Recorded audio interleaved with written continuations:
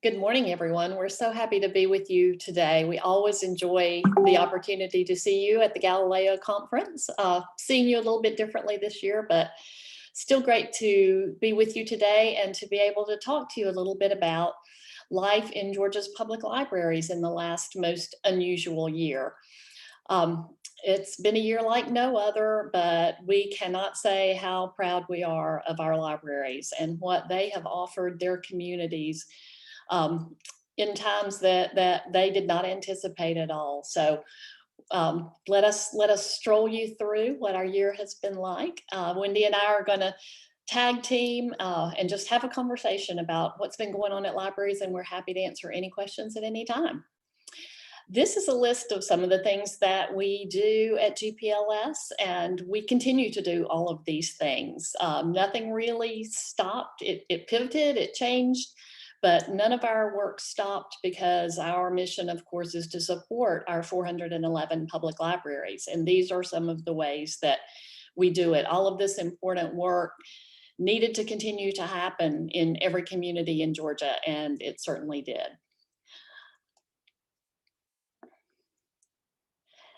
This is how libraries are looking these days. Our doors are back open. Our libraries are welcoming customers. And as you can see, these are a couple of very happy young library users who've got their first stack of summer reading books.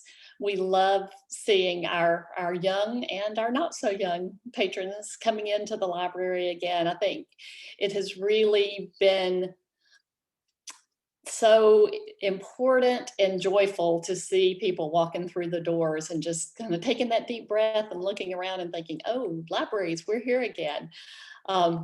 Summer reading is in full swing. Lots and lots of really creative programming that we'll talk a little bit about, but nonetheless, we are not stopping summer reading because we know how important it is, and we love seeing our young folks come in and experience the joys of reading and learning even during the summer.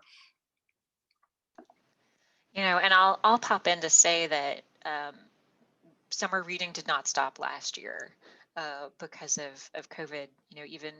Even when buildings had to shut down, libraries did so many amazing things to make sure summer reading still happened. We know how important that is for stopping the summer slide, for making sure kids have access to all kinds of great resources that they get to pick, that they get to choose. But we were able to do virtual summer reading last year with an app called Beanstack for parents. And that is going like gangbusters again this summer too. Really excited to see that. It was really a great purchase. We did purchase that for every public library in the state so that all of our kids in all of our communities could participate in summer reading. Last summer when in person wasn't possible, and this summer when perhaps that's still a choice that they'd like to do something online. There was a lot of new, and as I mentioned before, very creative programming going on. And it's been so much fun to follow our library's social media accounts to see the things that they're coming up with. I just never cease to be impressed with everything that they're doing. These are just a few of the online programs, the virtual programs that they came up with, but there are many, many more, and they happened in communities large and small across the state. I loved seeing the story walks that people did. I loved seeing some of the outdoor programming. I think our libraries are continuing to do a good bit of outdoor programming and still some virtual programming, online things. I loved the idea of driving through and getting a kit to do a craft online with your children's librarian. So again, just really, really proud of how our libraries continued to serve in ways that they had not really considered doing before. Curbside service was the way to go last summer, and people made it fun, they made it convenient, and we are now learning that this is something that may not go away in our public libraries. Um, I think that you all probably heard in one of the earlier talks that people, especially with small children in cars, have realized that driving up and having books and library materials handed through the car window is something that they really don't want to give up. So this is one of the many examples of ways that libraries pivoted to serve last year and then realized that it's an enhancement to their services going forward.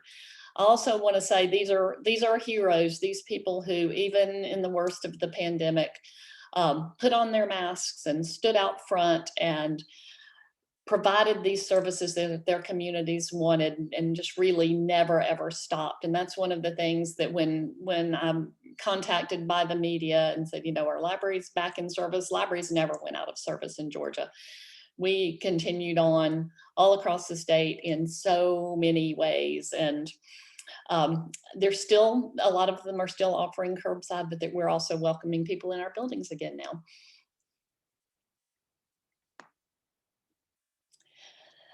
More virtual programming, not only for kids, but for adults as well. I loved some of the cooking programs that went ahead, the STEAM story time, the art and craft projects.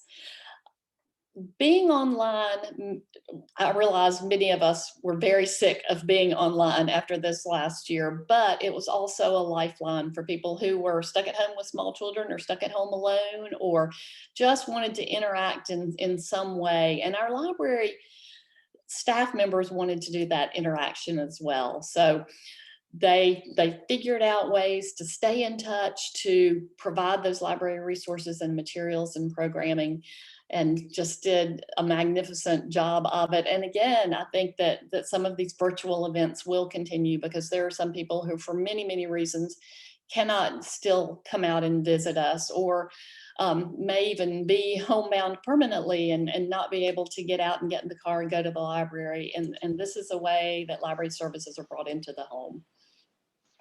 I think like just being able to talk through what that accessibility means for so many more people is really exciting too. It's like we're expanding who can take part in all of the great fun of the library. I'm struck by all the things that you can do when you're doing virtual programming, like guitar lessons that you wouldn't necessarily be able to do in a library.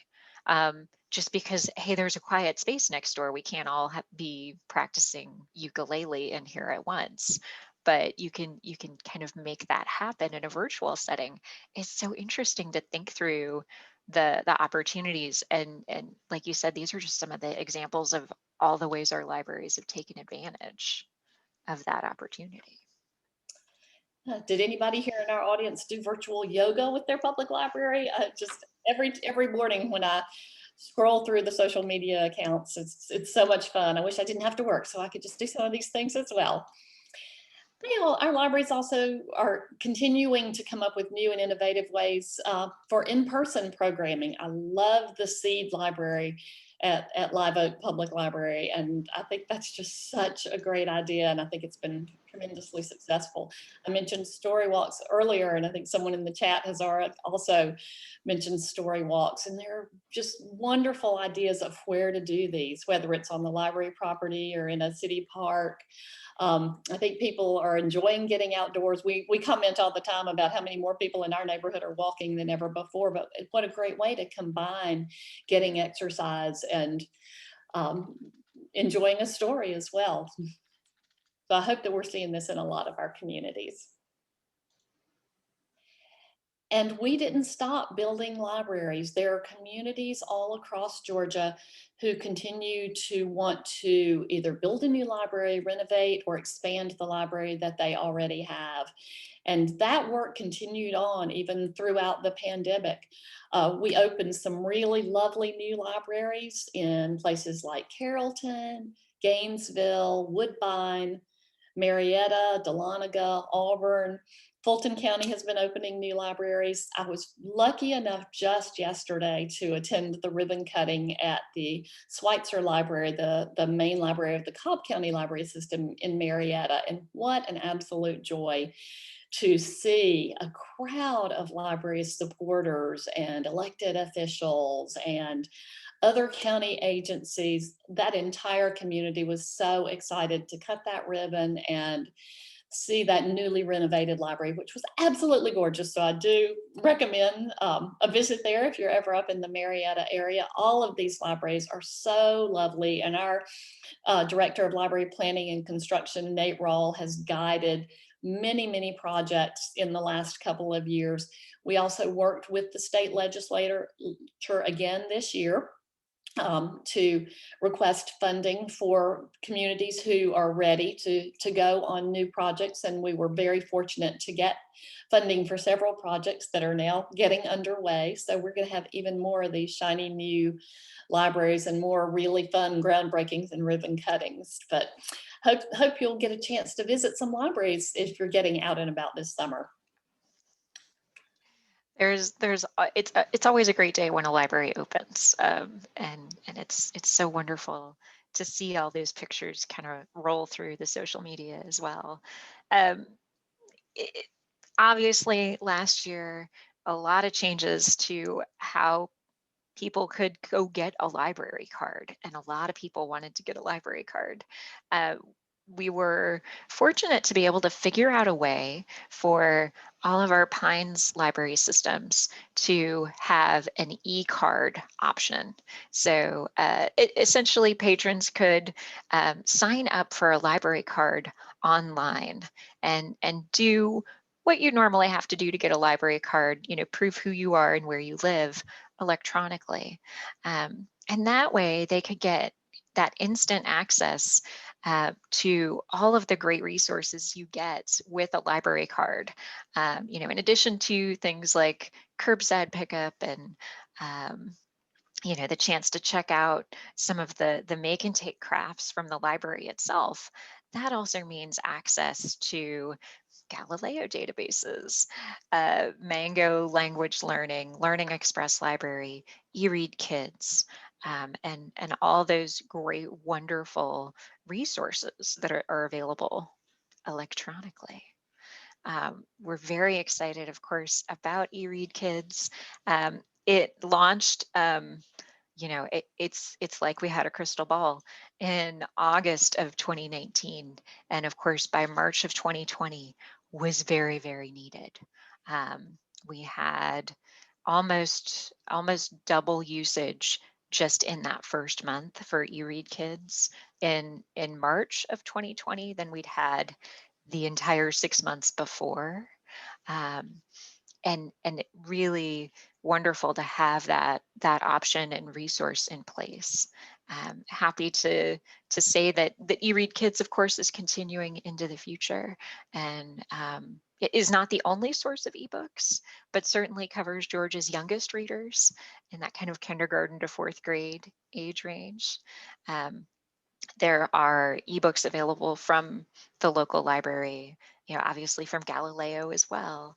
And I know that many of you are members of the GAD consortia that utilizes Overdrive for ebooks. So a great tool for remote access.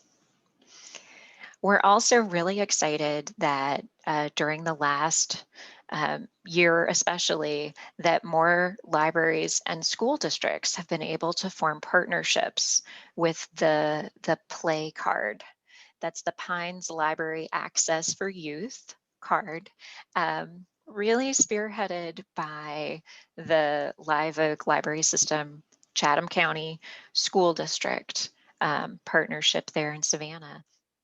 And the idea is that kids are able, K-12 students are able to get a library card, a Play card that lets them check out up to 5 items at a time, but also provides access to that whole world of electronic resources that the public library offers to complement the resources that they get from their school directly. And of course, from the Galileo school portal as well, and kind of figures out a way to make it easy to give children access to all of these wonderful literacy resources. this is something that's happened in other cities.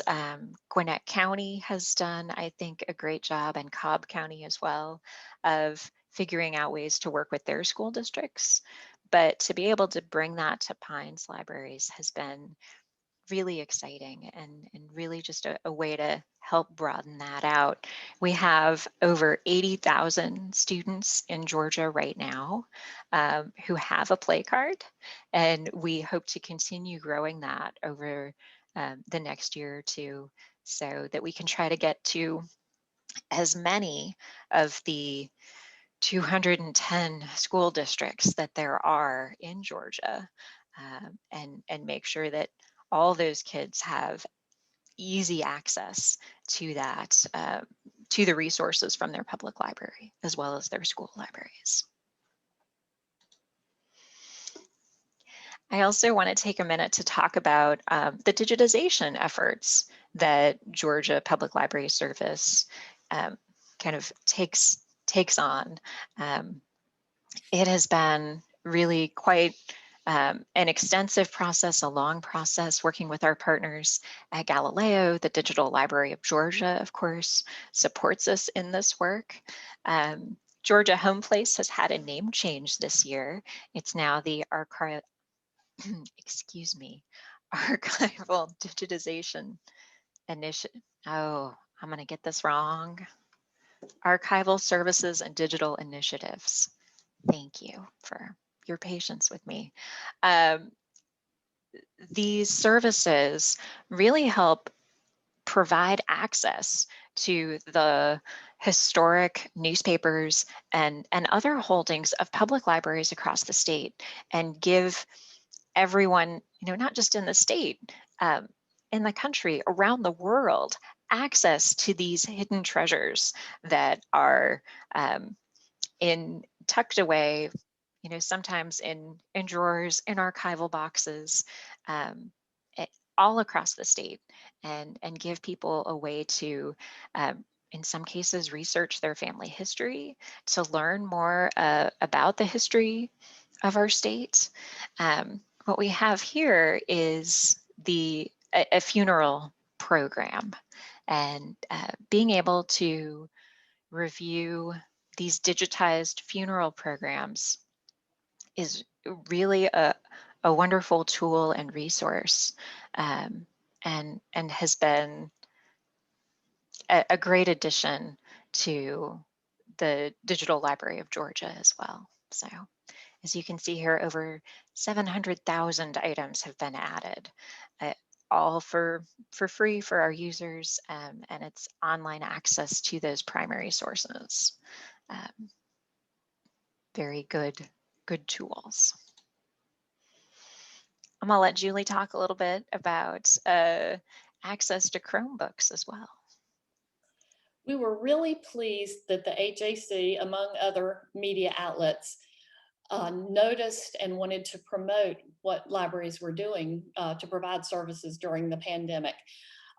This was fairly early on, when kids in our universities and colleges around the state suddenly went home for spring break and then didn't come back last year, and needed to complete coursework without access to a device, and oftentimes without access to internet. Our libraries were so flexible, because even though their doors were locked, they were able, in many cases, to arrange meetings to hand off a Chromebook, which is a service that some of our libraries offered early on, for checkout, so that those students could keep a device throughout the remainder of the semester to complete their coursework. This was a really terrific article about this young woman who was trying to complete her semester on her phone. And she was so incredibly grateful to the public library for putting a device in her hand so that she could finish her semester. And we were really grateful to the AJC for featuring that.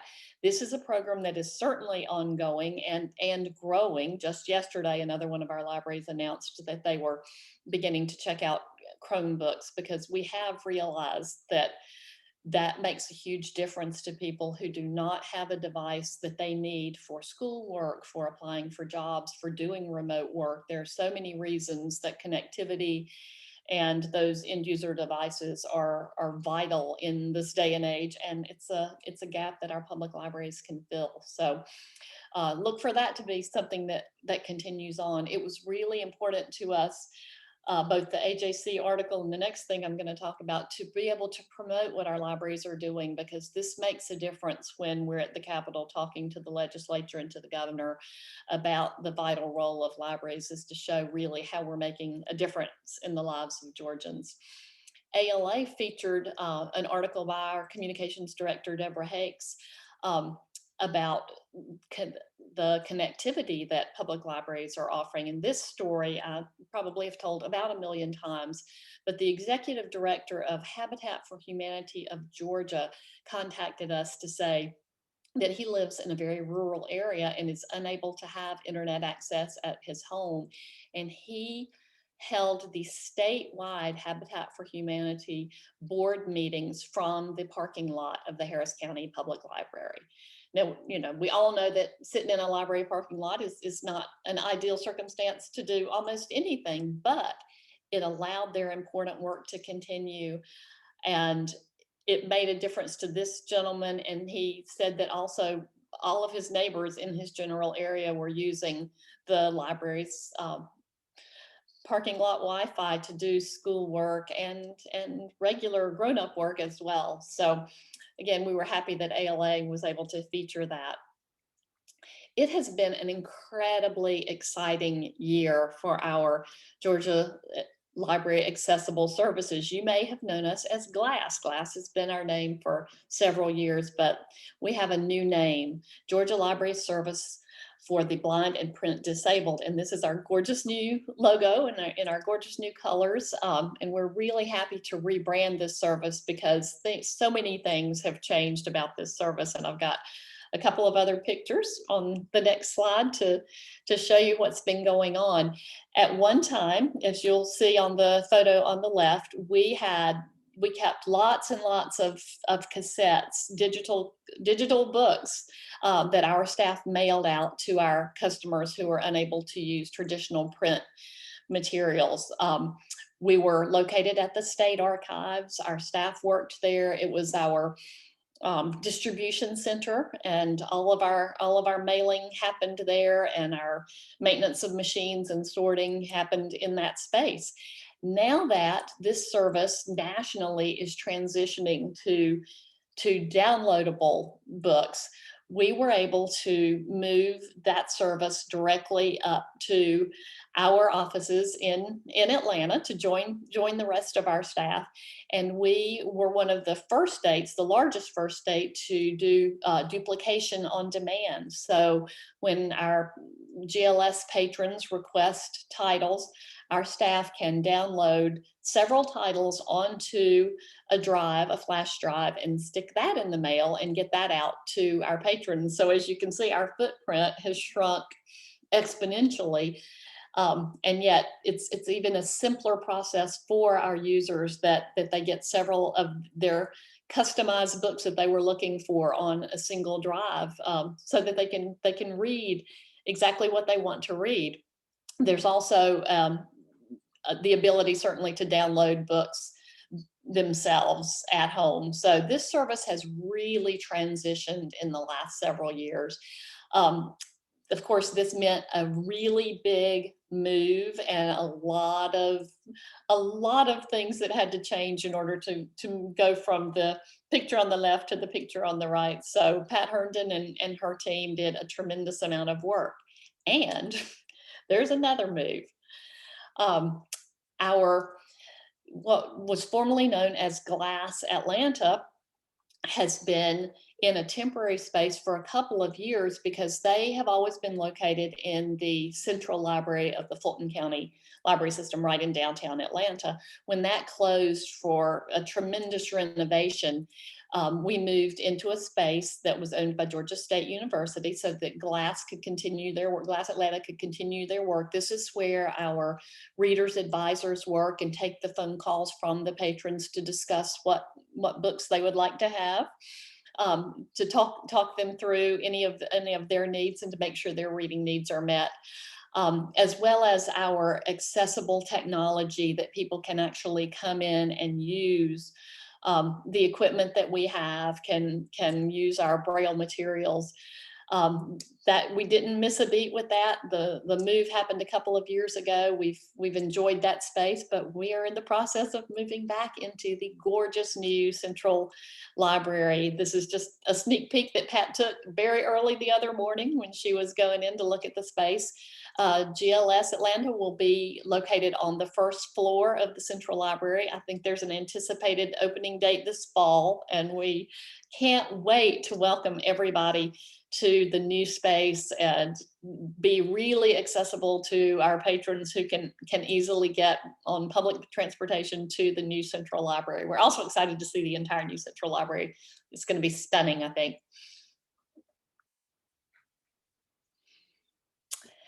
You may have heard that there's been a lot of chatter and conversation in public libraries across the country about going fines free. I feel like every couple of days I see a news story of a library system that has made the decision to abandon library fines and remove that barrier to service. Georgia is no exception. The Chattahoochee Valley libraries were the first system in Georgia to go fines free in 2019. So they've had a couple of years under their belt and are seeing really exceptional results to that decision.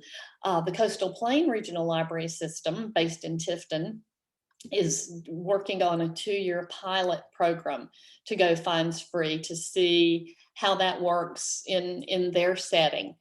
A couple of other of our Pines libraries, the Piedmont Regional Library System and the Northwest Georgia Regional Library System, will join that pilot this year. So we are really taking a very serious look at the impact of fines, the impact of going fines free, how that affects circulation and returning customers and getting materials back, which is really, much more important to us than those fines. It's a very tricky issue. We know that a lot of our libraries rely on that fines revenue. So we're taking a look from every angle at this issue, but I'm really excited to continue to see data and see results of these libraries that have decided to try fines free. We were selected as one of the states that Grow with Google wanted to do some programming here in Georgia. We were supposed to have a wonderful big in-person event with a Google trainer to come in and talk to people about growing local small businesses. Of course, pandemic happened, but we had a wonderful virtual event that was based with the Marshes of Glen Libraries in Brunswick. We did have a great training about how libraries can help grow small businesses and local businesses. And Google also funded 12 libraries for grants to work with job seekers and small businesses, growing those digital skills, taking your business online. So we were thrilled that Google chose Georgia for this important work because we have many small businesses who have always used our libraries, but we're very, very eager to reach out to more of them and show them all the resources that the libraries can help with. Entrepreneurs are another group that utilize public libraries, and we have been pleased to purchase a statewide license to the Entrepreneurial Mindset Training, which is a product of EBSCO. I'm sure many of you are familiar with it. It is a self-paced program that teaches people to think like an entrepreneur, to figure out what kind of skills they will need to launch a small business. I think many people have decided to go in that direction in the last year as work has changed in any number of ways. So this product has been extremely popular. You see the URL on the screen, and I would really encourage you to offer this to your users as well, because we've gotten some wonderful testimonials about how helpful and impactful this program is. And now we have come to the bragging part of our presentation. It is really hard to keep up with all the honors and awards that are happening in our libraries. And this is by no means a comprehensive list, but we just want to brag on our public libraries for a few minutes. The Gwinnett County Public Library System was a finalist for IMLS's National Medal this year. We were jumping up and down when we saw that news. It's just a tremendous national honor. The Live Oak Public Libraries were a winner of the Libraries Transforming Communities grant. Our libraries do a fabulous job of pursuing grants and making sure that on a national level and at a national scale, Georgia libraries are recognized. So we were extremely proud of these two honors this year. One of our public library directors was selected for Georgia Trend's 2020 40 Under 40 list. Stephen Hauser, at the time, the director of the Twin Lakes Public Library System, and it was the first time a public librarian in Georgia has made the list. We've often thought that our young, exciting librarians should be represented on this list. And we were thrilled for Stephen. Stephen is now the director of the West Georgia Regional Library System. So we're really happy that we've kept him in Georgia, even though he's moved around a little bit. The Twin Lakes Library System also won a grant from the Accelerating Promising Practices for Small Public Libraries, partnering with Georgia College and State University on an oral history of the Central State Library. These grants from IMLS are just wonderful ways to jumpstart programs like this. So we were really thrilled for Twin Lakes to receive that award. You may have heard that the Twin Lakes Library System is about to make a transition. They are joining the Middle Georgia Regional Library System on July 1st. They were a long time ago a member of the Middle Georgia Regional Library System, and they are going back home, and it's been a really happy move on all sides. The Middle Georgia system is really excited to welcome the Twin Lakes Libraries, which are in Milledgeville, Baldwin County, to the Middle Georgia family. And Live Oak Public Libraries were selected as a great place to work.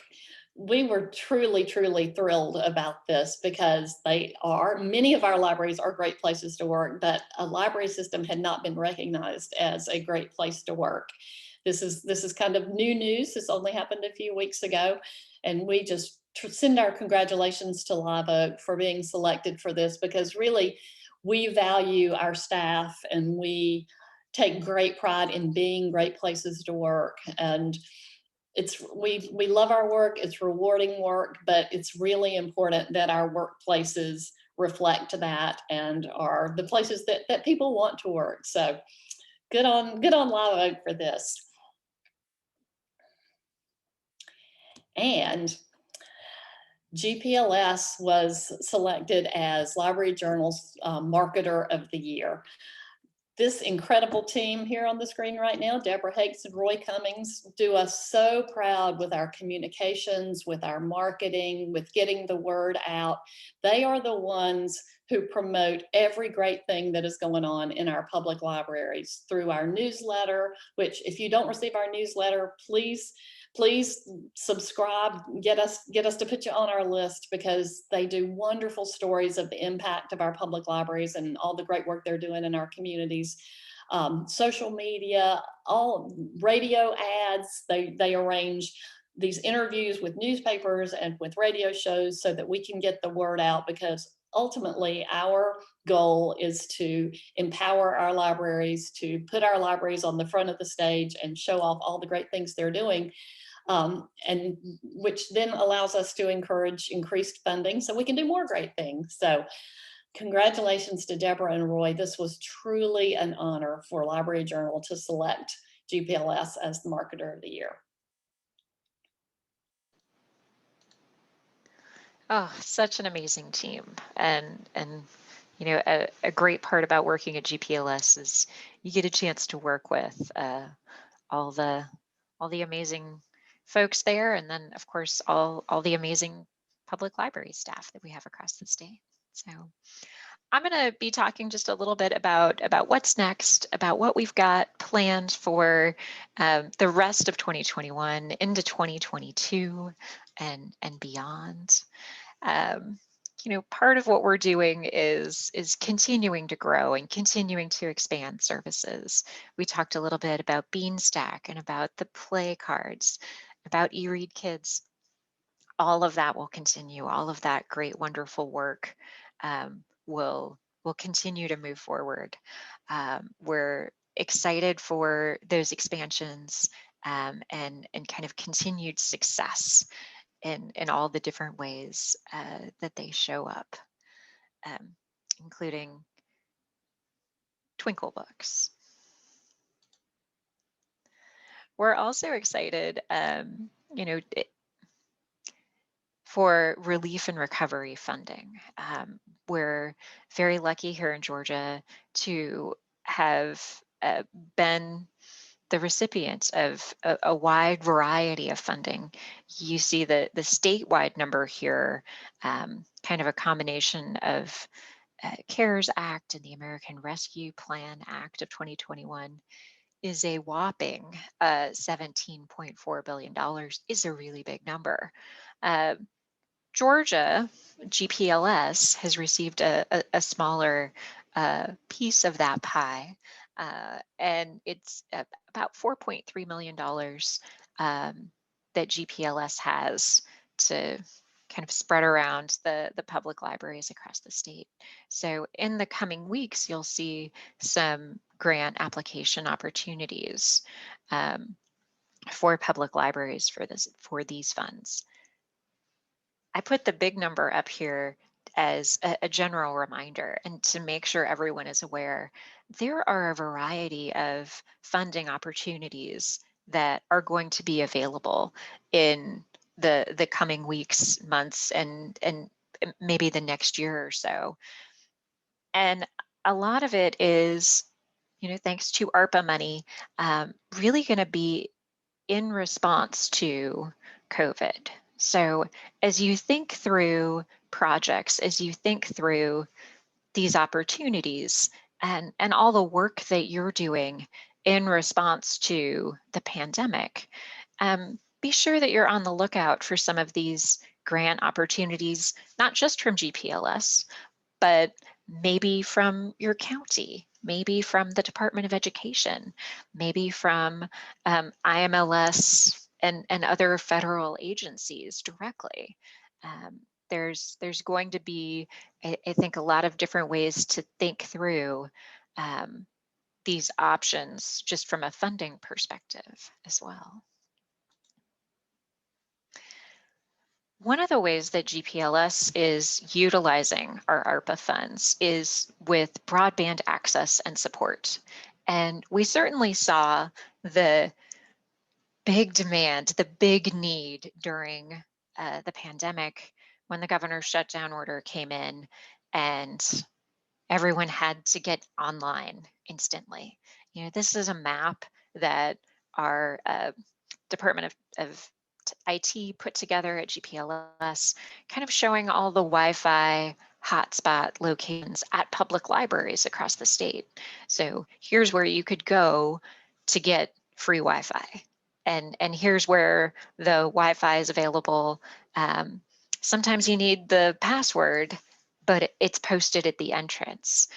Sometimes you have to have a library card to get on the Wi-Fi, but here's how you get your library card electronically so you can log into the Wi-Fi. Libraries really stepped up to help fill this need for parents, for students, for parents with students, and really made this a priority. We're continuing to see this need, and this will continue to be a priority in the coming years as well.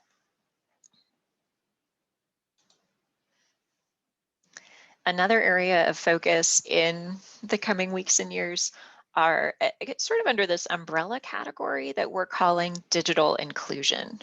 And with digital inclusion, this could be lots of different things. It could be a bookmobile or a pop-up library or book bike.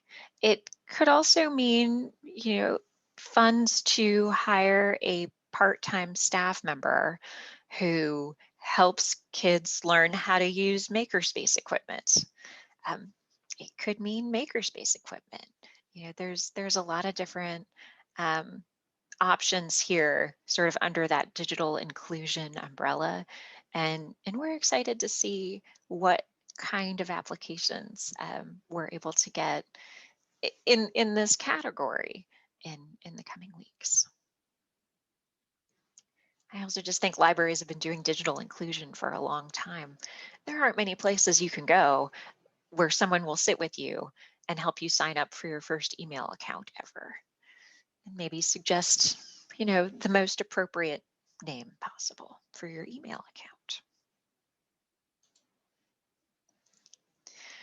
We're also going to be utilizing some of this federal funding for eBooks as well. We know that there are more people excited about eBooks who have discovered that their library offers eBooks. And, we want to make sure we're taking advantage of really this once in a generation level of funding to be able to um, fill as much need as we can. I also hope that by demonstrating the value that libraries bring by having such robust ebook collections, that in the future we might be able to advocate for additional funding um, from different funding streams once this ARPA money is gone. So.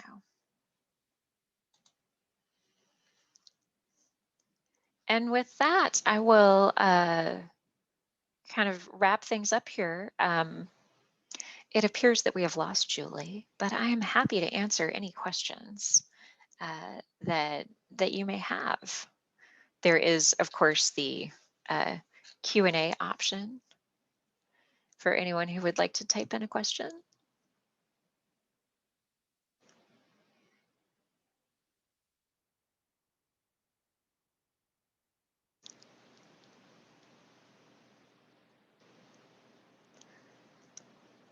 And while we give everybody a minute to type, I just want to say thank you to Galileo, to Lucy and the entire team. The conference has really been wonderful, and I so appreciate the opportunity to share what's happening out there with public libraries, um, with everyone across the state.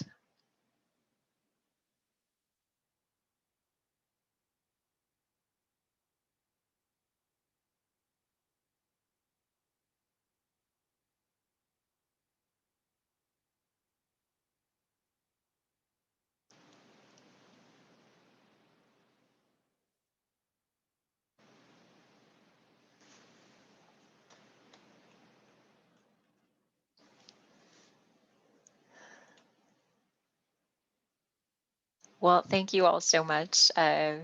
Appreciate your kind words. And with that, I will turn it back over to Sheila.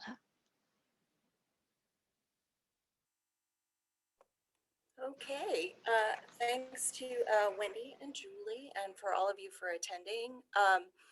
As I said before, this session is being recorded and will be made available in the future. So thanks, everyone. Have a good day.